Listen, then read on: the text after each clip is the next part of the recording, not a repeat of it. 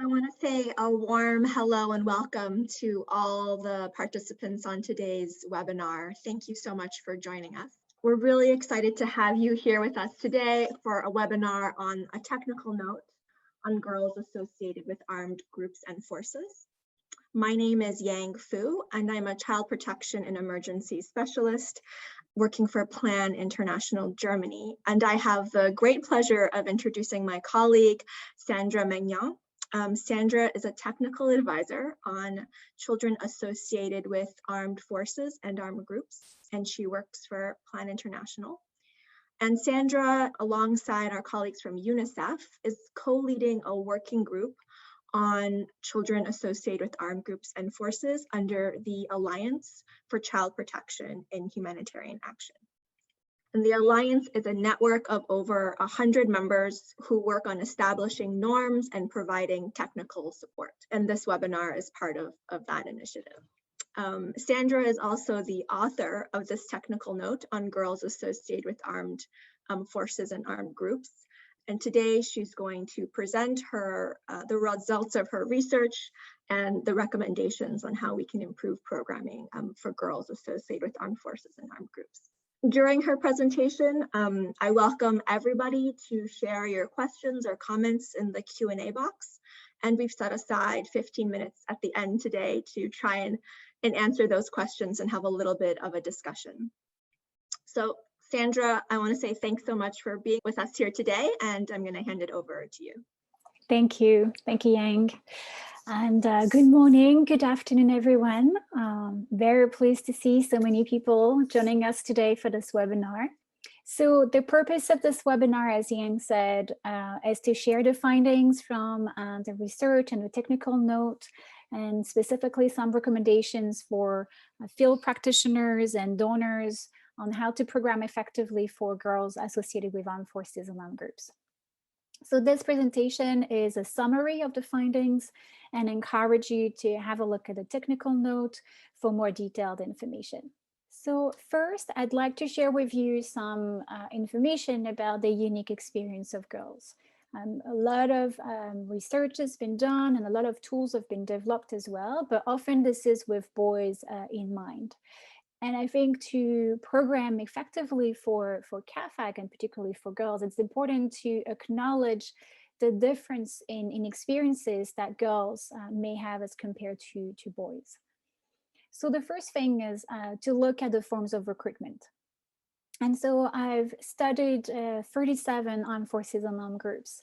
And among those groups that I've documented, about 49% use abduction to recruit girls. So we can see that this is one of the preferred mode of recruitment for girls. And what we've seen in some contexts is that they are targeting specifically girls because they are perceived to be more obedient, more flexible than boys, for example. Child marriage is another mode of recruitment that is specific to girls. Sometimes the marriage is under threat, or sometimes it's not. And in that case, then the girls will be married to a fighter. And then in some cases, this can be also institutionalized by the armed groups. So for example, the Islamic State in Iraq has institutionalized child marriage where girls were married to fighters.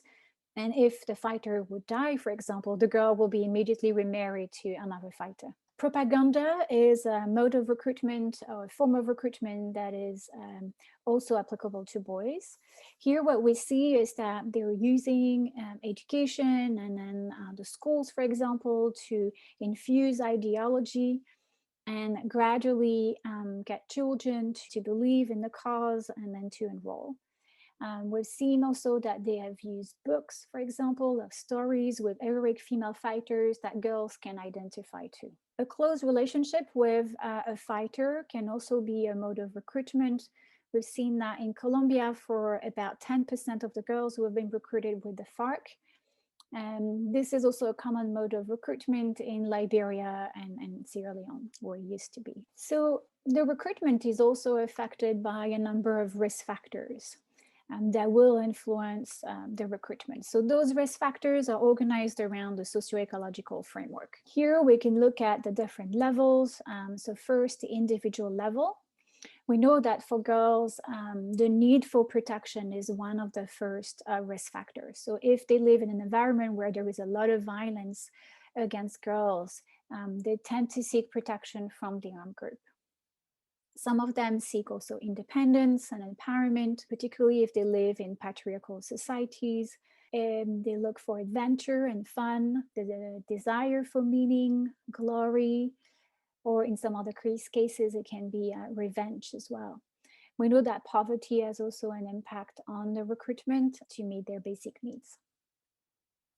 At the family level, we know that poor relationship with caregivers, sexual abuse, forced marriage can lead to recruitment. So the girls want to take over control over their life.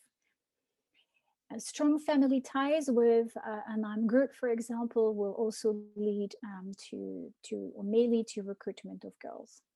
At the community level, in some cases, there is a pressure from the community on parents to marry their girls in exchange of peace, for example, and protection from the armed group. And in other cases, the community ties with armed groups and armed forces, such as those self-defense groups, for example, may have also an influence on the recruitment. At the society level, there are various factors. Some of them are the lack of access to services, the low presence of the state, the marginalization of minority groups, and limited economic opportunities. What is important here is to note that those factors can be very specific to your context, but also that it's usually the accumulation of risk factors and the absence of protective factors that can lead to recruitment. So it's rarely one factor, but rather multiple factors combined that will contribute to recruitment. So next, still on the experience of girls, I wanted to share with you some findings about their life in the armed forces and armed groups. And what we found here is that the girls are experiencing some control over their bodies. Most girls don't have the choice to have sexual relationships or not, to have children or not. So like people decide for them how to use their bodies. There is also control over their movement. They have usually less freedom of movement than boys, and particularly if they have been abducted. In terms of personal hygiene, the management of menstruation in the bush can be very challenging. There is often poor access to clean water and to toiletries.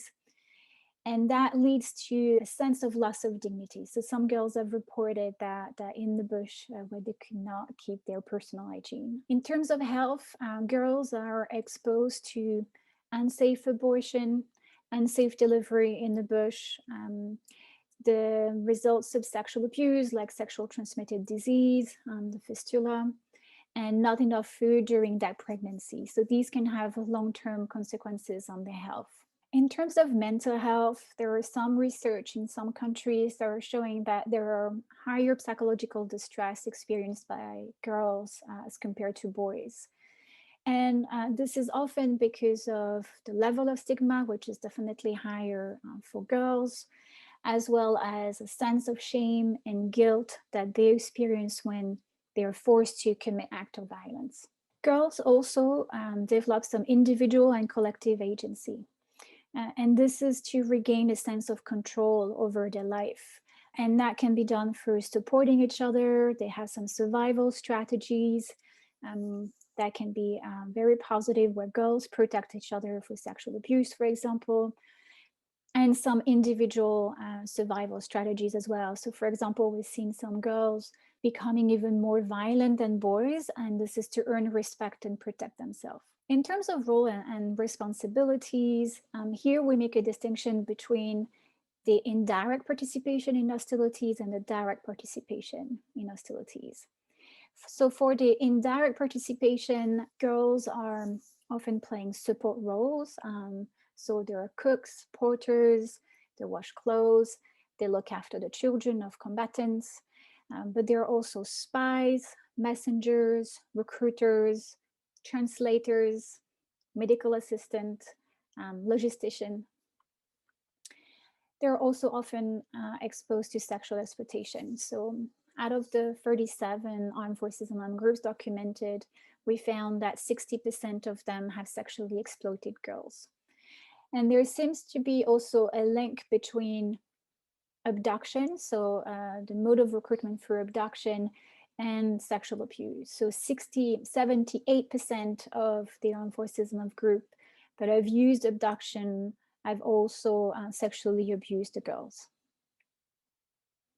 So the girls here play different roles. They can be bushwives, they can be gang raped. And there are also contexts like in Iraq with the Islamic State again, where sexual abuse has been institutionalized, particularly with Yazidis. In terms of direct participation, we see that girls are playing various roles as well. They can be radio operators, weapon cleaners, combatants. In some cases, they've been used as suicide bombers. And in contexts like CR or DRC, they prepared the talisman and amulets for some of the groups. So this is just to give you an overview of some of the experiences of girls that can be different as compared to boys. So now these are some global recommendations that cut across all the different stages, so from prevention to the release and the reintegration. The first recommendation, if you want to program for girls, is to conduct a context and gender analysis. And that's really important so that you can document and have a full understanding of the risk factors that can lead to girls' recruitment, as well as the protective factors that can prevent recruitment.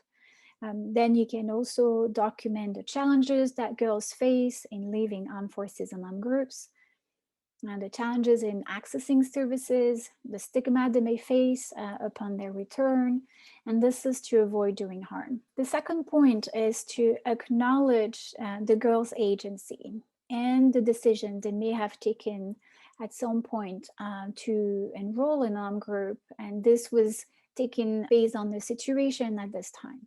So this is something that girls have reported in a number of places, that they felt really disempowered. So in acknowledging their agency, we empower them to be actors on their reintegration and not just passive victims. And that linked to that, it's also important to involve girls in the project design and in the implementation. They know what they need, they know what could prevent their recruitment, they know what could facilitate their release or their reintegration. So it's important to involve them from the design phase of the project. And the last global recommendation is to identify what I call those community influencers and allies. So these are people who are in the communities and who have the power to shift social norms. People will listen to them and will listen to what they say. And so they have this power to make recruitment unacceptable, for example, to improve community acceptance for girls, or to help them relieve their guilt. So now let's look more specifically at the prevention. So here we've organized prevention around two different approaches that are complementary. The first one is a multi-level approach. The multi-level approach is looking at the socio-ecological model in terms of risk factors and protective factors. So those factors needs to be documented in each context. And then the idea is to address the risk factors and to strengthen the protective factors at all levels of the socio-ecological model. So if you address only one level, let's say the family level, it's unlikely that this will be enough to effectively prevent recruitment. It's really important to look at all the levels of the socio-ecological framework. So in the technical note, you will find some suggestions of interventions at all levels. Then we have the multi-sector approach. So here the idea is that the child protection sector alone will unlikely be able to prevent recruitment. This should be a shared responsibility across all relevant sectors. So then the child protection actors can coordinate and promote missing services, for example, in areas where we know there is active recruitment. So for example, if as a risk factor, you have identified the lack of quality education in a particular location, then you will involve the education sector to address this issue. And that can be replicated for all the sectors. So if we know that food security is a big issue and that leads to recruitment, then you need to involve food security actors and so on. So then let's move to the release phase. So here there is some key considerations. First of all, we know the identification of girls is extremely challenging. And that's all the people, all the key informants that I've talked to really raised this challenge. The second thing is that we can cause harm in actively identifying girls. So when you identify a girl and then you label her as a former CAAFAG, you may put her at risk.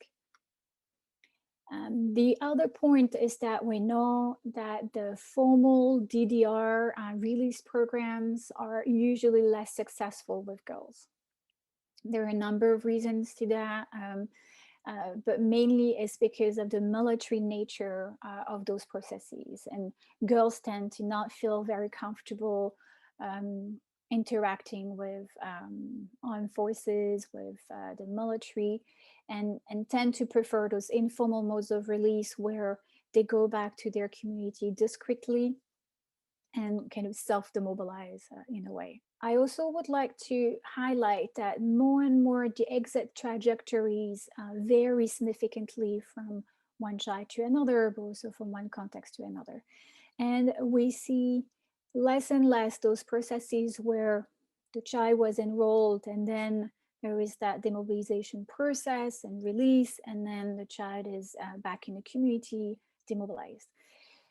Now we see more and more those back and forth between the group and the family or the community, where the child tends to go back and forth and not fully demobilize until later on. And so here we make the difference, the distinction between the desistance and the disengagement. So what we mean by desistance is the cessation of activity for the group, and that includes support activities, for example. That's the first step. But this doesn't mean that the child or the girl is fully disengaged. And then we have a second step where there is actual disengagement, where the girl will de-identify herself as a member of the group. And for example, we see particularly girls who are married to fighters or to commanders, were part of a demobilization process, were part of even a reintegration process, were still part of the group. At least their feeling, their identity is still being part of the group. So they're not fully disengaged. So that's something to keep in mind. So in terms of recommendations for the release, there are some two overarching recommendations. The first one is to always assume that girls have been recruited, because when you have that assumption, even if you don't have any formal data that they've been recruited, then you will program differently. And we have a very good experience from South Sudan, where before 2018, only 1% of the CAAFAG identified were girls. And after 2018, the DDR actors have shifted their approach and they were able to identify up to 38% of girls. So you see how like just the way you program, the way you orient your program for the release may have an impact on the number of girls you identify. The second point is to set up both the formal and informal modes of release. So girls tend to prefer the informal modes of release, so it's important to have both options to maximize the opportunities to identify them. So let's look more in details about formal release. So we have some experiences from South Sudan as well as from a few other countries where we found out that having some trained military child protection focal points in military units and DDR teams was really helpful to negotiate the release of children with armed groups leaders as compared to civilians. So for example, civilian child protection actors were not as credible in a way, and armed groups leaders felt more respected and therefore more open to negotiation to release girls and boys when they were interacting with military personnel.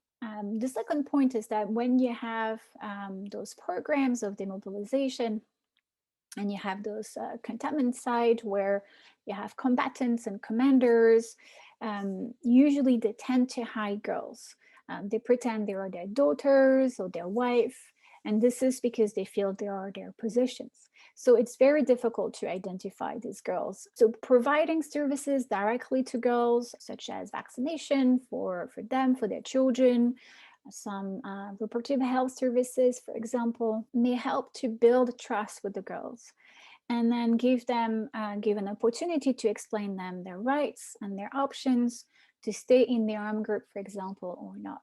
So often they don't even know they have an opportunity to leave because they don't have access to that information. Some community members may have also more access to armed groups, particularly when they are those groups are community self-defense armed groups.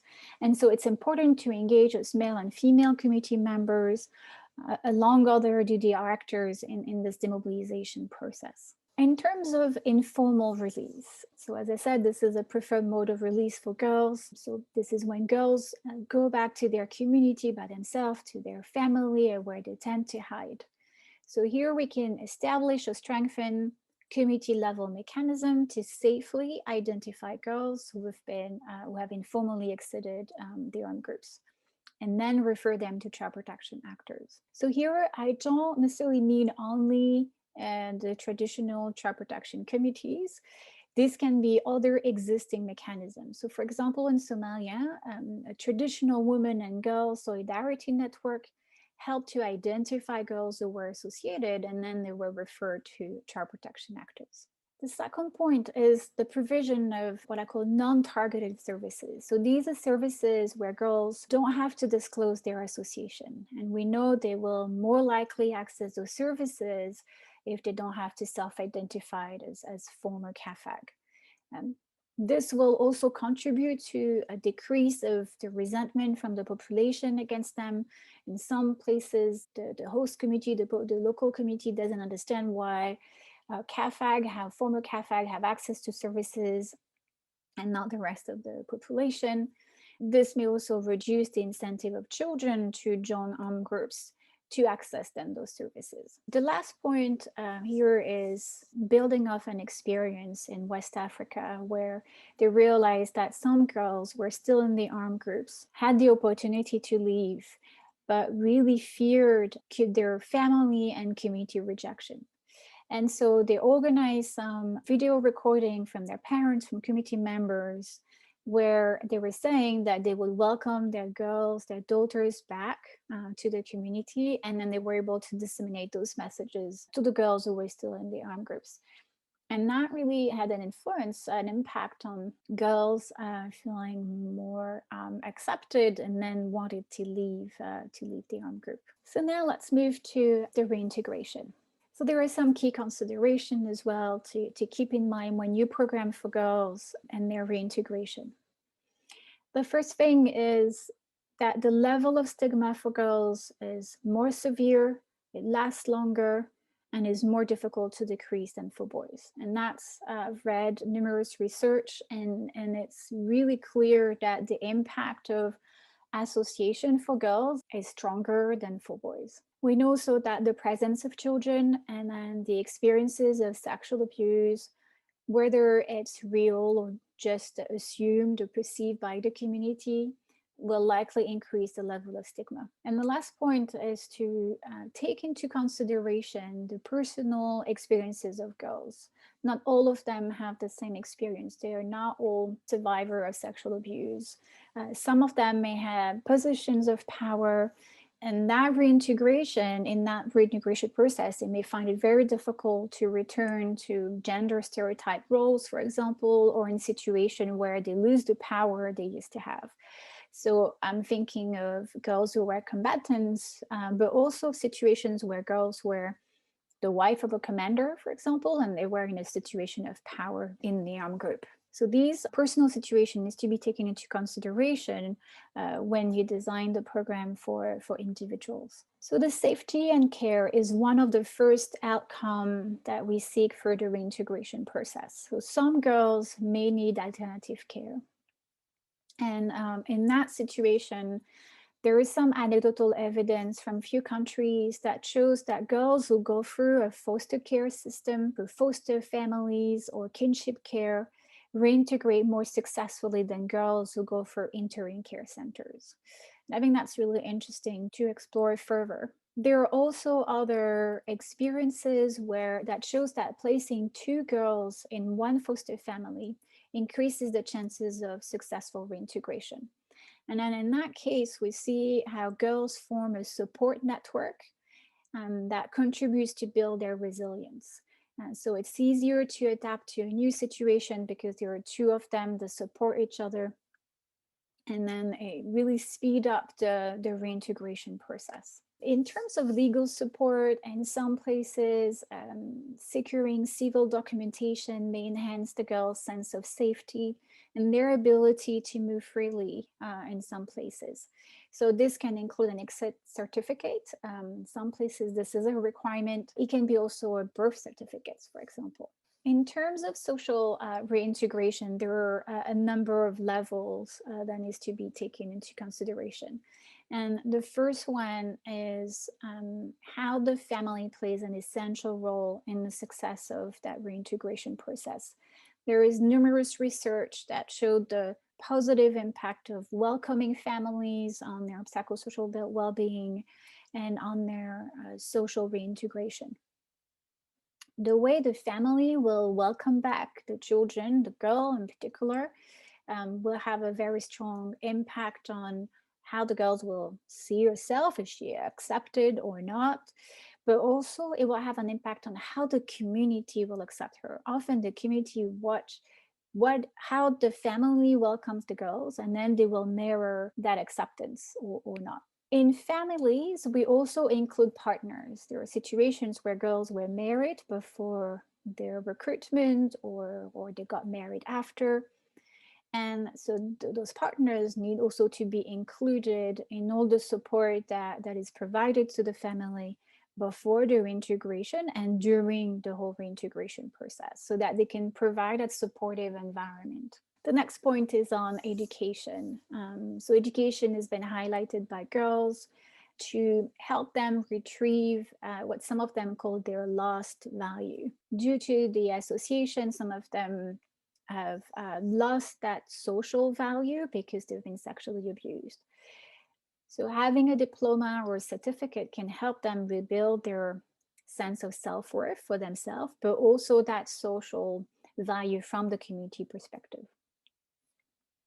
What is important here is that all the services, both formal and non-formal education that is provided to girls, are not targeted to girls who were associated only, but really offer to all the girls who are vulnerable in the community, for example. So here the third recommendation involves the community influencers and those people who will be able to shift the social norms related to stigma and to discrimination in the community. So we know if we identify those people, there are things like community dialogues that those influencers can lead, and it's really driven by the community rather than imposed by the NGO. That has shown some positive results in some location. There are also some innovative awareness raising campaign that I found very interesting in Nigeria, for example, where they use those drama plays and radio talk shows. And they've developed some radio episodes where CAAFAG characters face rejection from the community. And these approaches seem to have contributed to a raise of empathy. All of a sudden, you feel for those children, you see how they face rejection, and this has contributed to reduce stigma. These approaches to change social norms take a lot of time. So these are things that are more like kind of groundwork that needs to be done for quite a long period of time to gradually shift those social norms. It's really happening overnight. Now, I'd like to talk about the health of girls. And so we've seen that they're experiencing some specific health issues. So one of the first things is to conduct a medical assessment. And that includes screening impairments, looking at pathologies that are a result of sexual abuse, like all the sexually transmitted disease and infections, the fistula. That includes wounds as well. That includes injuries as a result of those unsafe delivery or abortion, issues related to drug and alcohol addiction, for example. The girls have highlighted that for them, the discretion and the confidentiality from the health service providers was really important. And that's particularly key for the unmarried girls who are seeking help for sexual and reproductive health. Well, that's something to keep in mind as you work also with health practitioners. In terms of mental health, I'd like to highlight what I call the power of collective approaches. And that's been highlighted in multiple studies. So encouraging girls to meet other girls who have been associated with armed forces and armed groups has shown positive impact on their resilience. There are some locations where they have implemented like a group reintegration approach that has also demonstrated positive outcome. So the fact that girls meet other girls who had the same experience really strengthened that sense of collective agency, that sense that I'm not alone experiencing this. There are other people, and that really helped to build their resilience. There are also experiences of what we call cleansing and welcoming ceremonies. There are also those forgiving ceremonies. As long as they're not harmful for the girls, they can be successful to promote reintegration and to reduce the psychosocial distress. And so there is some research from South Sudan, Mozambique, Uganda, and Nepal that are showing some positive results, as long as this is a request from the girl and not something that is imposed on them. So the next point is on financial self-sufficiency. So here you can note that I'm not talking about livelihood activities. The outcome we're seeking here is financial self-sufficiency. And this is what the girls have said. This is what they need. And too often, the programs, the livelihood programs that are implemented for CAAFAG do not seek financial self-sufficiency. They have other impact, and I've read some of the evaluations report, but the impact on this financial self-sufficiency is often limited. There are other good outcomes, often on more like mental health and psychosocial well-being outcomes that are positive. But here, we feel like there are some recommendations that needs to be shared. So the first thing is to do a market assessment, and that's quite common. But it should be conducted at a community level where the girl will be reintegrated. And this assessment should also include an assessment of individual situation. Some girls may have access to family business networks, like from an uncle who is involved in a particular business, for example, and that can be leveraged for the establishment of a business for a girl, for example. The basic business skills and financial literacy is really critical. That should always be combined with a vocational training on a particular trade, for instance. And that includes also how to separate family and business affairs and how to resist family, partners, and friends' pressure. It should also include networking. So there are some good experiences where former CAAFAG or just youth benefiting from those programs, networking, supporting each other, establishing their business next to each other so they can support each other. Access to microcredit and also mentorship, particularly from women who have succeeded, who have established their business successfully in the community, can provide that mentorship to girls. And all those things can contribute to the sustainability of their business. And the last point here that I would like to emphasize is to avoid those one-size-fits-all programs that are the same for all the children, where the girls have access to 3 choices of trades. They're gender specific, typically the tailoring and the hairdressing. We really need to move away from this.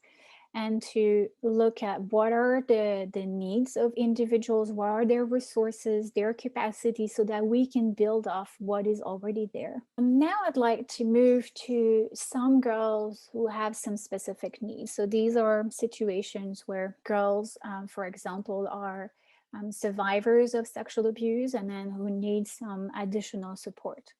So here it is. Nothing really new. Anonymous access to services is really important, so they don't have to disclose they've been associated. There is integration of GBV services into less sensitive services. That's also quite typical. Here I'd like also to share some experiences where the engagement from community influencers, again, were able to decrease stigmatization. The stigmatization of those girls is extremely high. And in South Sudan, in Iraq, the mobilization of those religious leaders contributed to a reduction of stigma. So, for example, in South Sudan, the religious leaders acknowledged that girls were raped and then it was not their fault. They used some religious text to really found all their commitment, and that was extremely powerful. Same in Iraq with the Yazidi girls. A fatwa was issued that really helped to welcome back those girls. So these are some examples. It's not always, all the contexts are not the same. And then the community doesn't always reject the girls. So it's a matter of finding who are those people who can help you shift the social norms. So now I'd like to talk about the girls who have children born of sexual violence. These girls generally will need more support than the other girls. And then they need support in the registration of their children's birth. That can be very challenging in the absence of the father. In some contexts, girls may be at risk and they may need to relocate to safer places. And that's often in urban areas where they usually find greater anonymity, where they feel safer to raise their children. Economic support is really key for them so they can provide for their child and not be a burden to their family. And that will also influence the community acceptance. So if the community sees that they're able to provide for their family, that will reduce the stigma. They also need childcare to have equal access to services in the same way that other girls who don't have children, so that we give them the same chances to access services, to build their skills, to learn a new trade, for example. Some girls may also face challenges to build a positive relationship with their child, and that's because of the circumstances of their conception. So they may need support to build attachment with their child, to encourage positive parenting practices, and that can be done through group counseling, for example, or parenting skills. Some children may also have difficulties, and that's the children of these girls may have difficulties to build their social identity. And that's as they grow up, particularly around adolescence, they will need support to build this social identity. And that's particularly true if their father is considered as an enemy. My last slide is on girls with disabilities. And here I have to say that I really struggle to find information around those girls. It seems that impairment and disabilities is not well documented. And so one of the first recommendations for me is to use systematically the Washington Group set of questions during the medical screening to identify impairments. Some impairments are not so visible and they can be difficult to diagnose. So for example, a hearing impairment or a visual impairment, and that can be due to an explosion, for example. These things are very difficult to diagnose without asking the relevant questions. So having those questions used systematically may help to diagnose more frequently those impairments. So then these girls will need probably additional support for their social inclusion, for access to services, and their parents will also need support to provide a caring home environment. So that's the end of my presentation. don't know if you have any questions. Thanks so much, Sandra. We have several really interesting questions, and I'm going to start with the first one that we received from Roberta Cicchetti. And she'd like to know, when you talked about the risk factors at the start of your presentation, do risk factors change with the age of the girls? So younger children, younger adolescents, older adolescents? The risk factors. That's a good question. I haven't seen in my research that being well documented. So it doesn't mean that it's not happening, that there are not differences, but it hasn't been documented very in details. And usually, yeah, we look at this period of adolescence. It's more about the individual experiences. And some of them may experience, I don't know, like this difficult relationship with their parents at different ages. And this will have more impact than their age in itself, if that makes sense. Thanks, Sandra. We also received a group of questions around the challenges of stigma facing these girls and how that might pose a challenge with their reintegration. So Wei Hui Wang wants to know, how can we mitigate against community stigmatization? For example, if a community finds out that a specific service or activity that we're providing also serves children associated with armed groups and forces, and perhaps as a result, other parents are unwilling to send their children to these activities. Colleen Fitzgerald also asks, have you found anything specifically around traditional practices that promote social reintegration and how these can be used to promote girls' reintegration specifically? So for the first questions around the stigmatization, it's, as I mentioned, is really finding the way to raise empathy. I think as soon as people hear what they've been through, and of course this needs to be done in a sensitive way. We don't want to expose girls to a crowd where they have to tell their personal stories, but it can be done in a direct way, like those radio shows and those radio episodes that were done. There are also places where they've done community dialogues where children were coming from armed groups that were, say, quite open, where people didn't think it was such a big deal. So these are usually armed groups that are a self-defense brigade. So it's a lot less sensitive than other armed groups. And the children were able to share their personal stories, and parents and community members who were there all of a sudden realized so many things they had no idea of.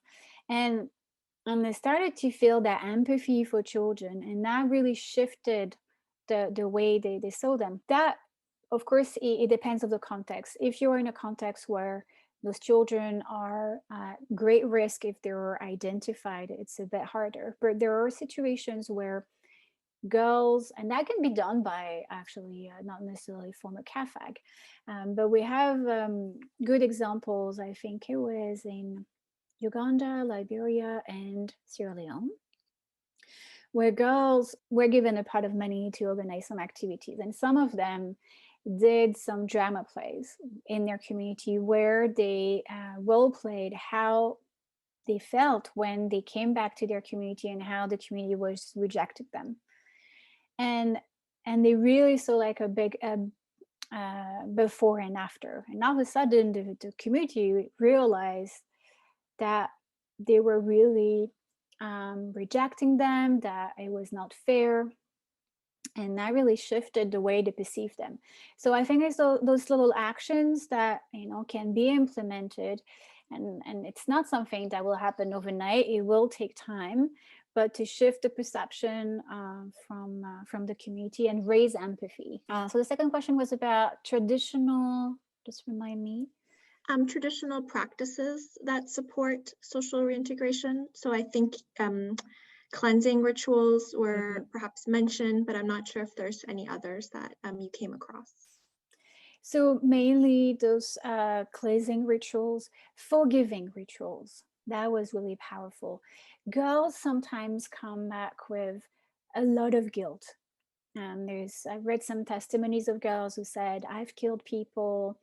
I was eating food that was looted. These people were really working hard for that food, and so they had so much guilt that was really preventing them from any reintegration. They didn't feel that they deserved any support.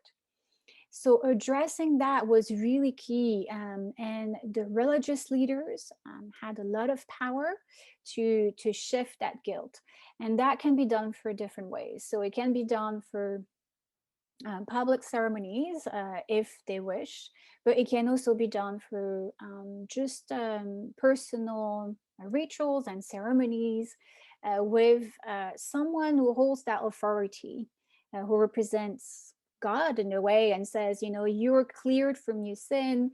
And for them, that was so powerful. Now they felt like they deserve to reintegrate into the community. Thanks for sharing that with us, Sandra. And I think it falls in, you mentioned community leaders, and it links a bit with a question we received from Gladys Waweru.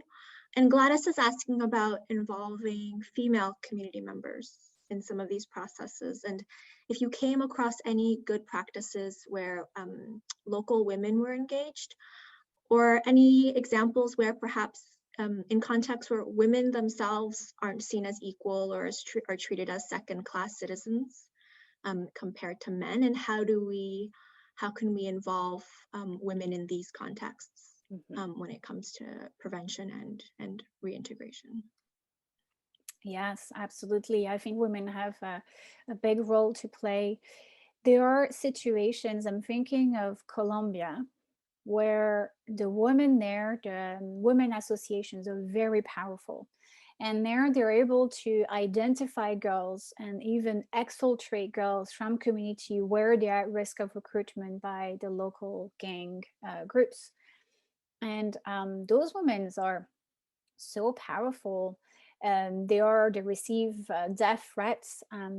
But even though they know that they want to protect the girls, and they have access to all those networks where they can see the early signs of a girls who were about to be recruited, and immediately they collect money. So they have all those networks where they collect money to exfiltrate the girl. So this is one of the best examples that I found. There is that example that I mentioned from Somalia, where you have those traditional support mechanism for women that were able to identify girls and support them in a very discreet way. And this is what really is important for them.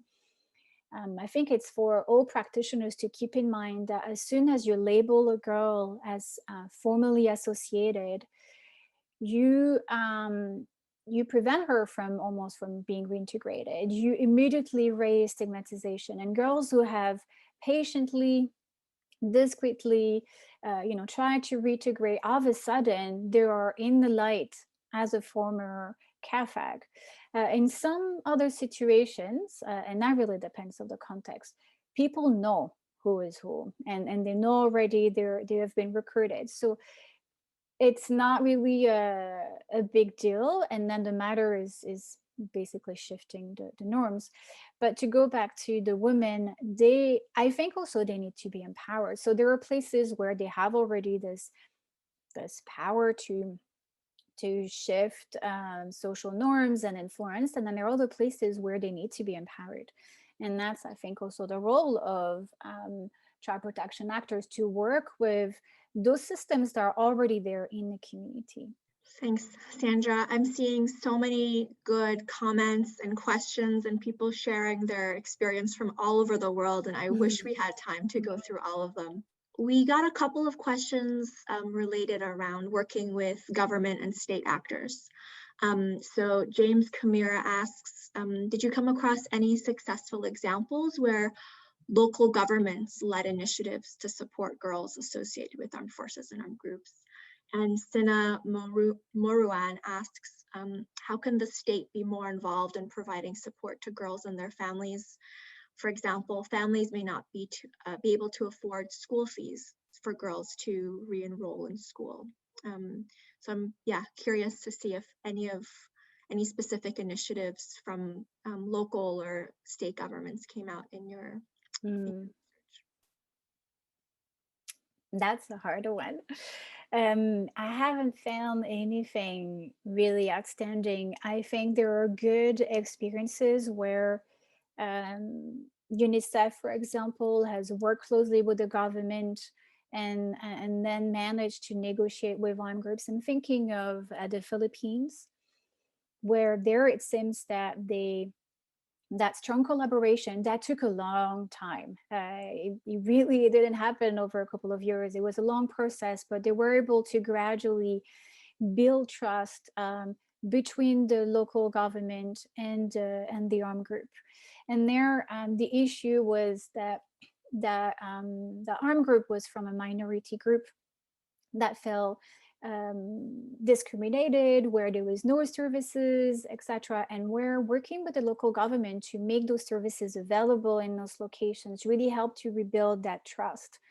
And that's often those places where you have conflict, where you have those groups that are starting to organize themselves as armed groups, or often it's often because there is poor presence of the state. There is very few services. So if we manage to work with those local governments to give trust again, like from the local population and the government, that they're there to support them, that they can provide services, they can reduce violence, and that can really, I think, contribute to prevent recruitment and then decrease the conflict. Thanks, Sandra. I'm going to try and squeeze in 3 more questions in the last 2 minutes. So we had a couple of questions around girls in detention. So Arpita Mitra asks, did you find any good practices on reintegrating girls who were in detention, and what were some of the risks or protective factors? And then Angelo Hernan Melencio says that in the Philippines, they've had cases where whole families have joined non-state art groups, and sometimes it's only the girls who are released and reintegrated, not their families, and the challenges that that poses when their family support network isn't there. So I'm just curious if you came across anything around girls in detention during your research. Mm-hmm. So yes, there are experiences from Nigeria and from Iraq that I have in mind. Girls in detention are at really high risk of being sexually abused. And so there was a lot of research showing that. So really to prevent girls detention as much as we can is really important. Then in terms of support, they will definitely need support. In Iraq, there was an organization that was able to reduce the time of detention from few years initially to 1 year in the end, and that was they were able to release a lot of girls and shorten the sentence. And I think that it's not ideal, of course. The best case scenario would be that they should not be there in the first place, but just being able to do that, then you reduce the risk that girls are exposed to. And I think as much as we can, is to work with the local legal framework as well as the international one to support these girls. And the risk and the protective factors, there aren't, protective factors, there aren't that many. It's like this collective agency that some girls manage to establish sometimes, where there are multiple girls who know each other and can organize themselves. For the Philippines, just looking now at time, yes, the Philippines is a case where it's often the whole family who was part of the group. And in that case, it's extremely difficult to distinguish and to separate the family from the group. And it's the whole ideology that the family believes in.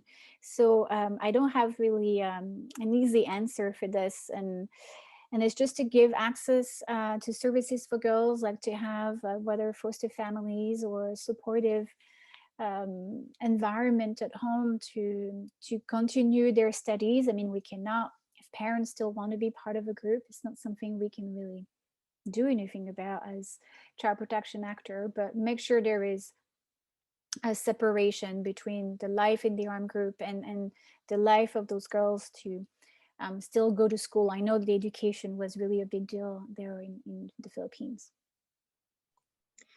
Thanks so much, Chandra. I'm going to say a huge sorry to everyone who shared such good questions and we couldn't get to them. We had some questions around sustainability of funding, around girls' interaction with the legal and justice system, and where they can find more resources. So thanks so much for everyone's super active participation. It was really a pleasure to hear from everybody's experiences, and I'm sorry that we've run out of time.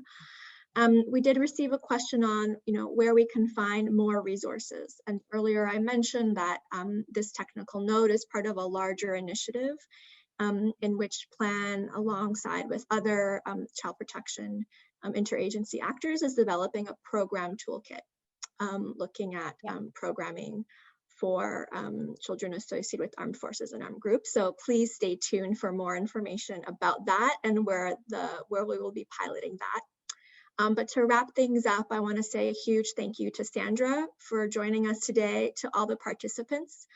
And Sarah Lim has posted on the chat where you can find the recording and other materials that we'll be sharing out over the next few months. So I hope I haven't missed anything, but a huge thanks, and I wish all of you a very lovely rest of your day. Yes, thank you. Thank you to everyone.